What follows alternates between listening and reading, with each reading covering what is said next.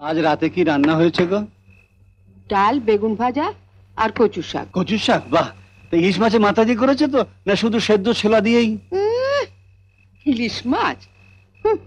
কটা টাকা রোজগার করো যে ইলিশ মাছের মাথা দিয়ে কচু শাক খাবে?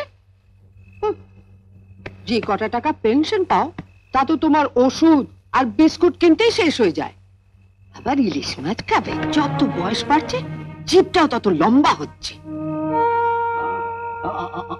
আমি তো রোজই বলি আমার মাথায় কিছু গল্প আছে, আমি বলে যাব, তুমি লিখে যাবে।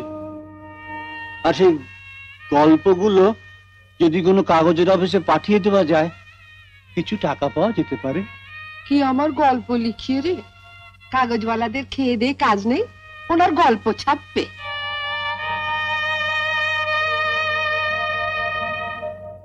আমার ভাইটা কতদিন পরে এসেছে, ওর মুখে একটু ভালো মন্দ কিছু দিতে পারছি না। ইনি আবার। তোমারও তো চিন্তা কি, তোমার বড় লোক মেজ ছেলে রয়েছে, তাকেই বলো। বাবার জন্য কিছু না করলেও মামার জন্য নিশ্চয়ই কিছু করবে। কি করবে?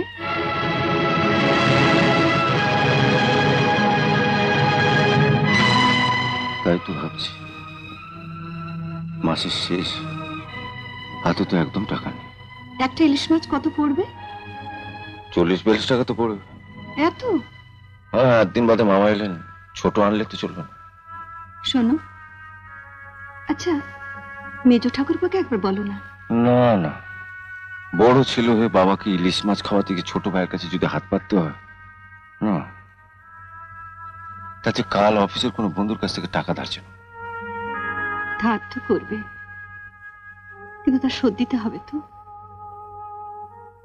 যা মাইনে পাও সবই তো তুলে দাও মায়ের হাতে। দাদি, বাস ভাড়া টিফিনের জন্য যে 100 টাকা রাখে, সেখান থেকে শোধ করে দাও। কদিন টিফিন না খেলেও চলবে। সারাদিন অফিসে খাটাখাটুনি করবে, টিফিন না খেয়ে। মমতা, আমাদের ছোট ভাই তনু যখন জন্মালো,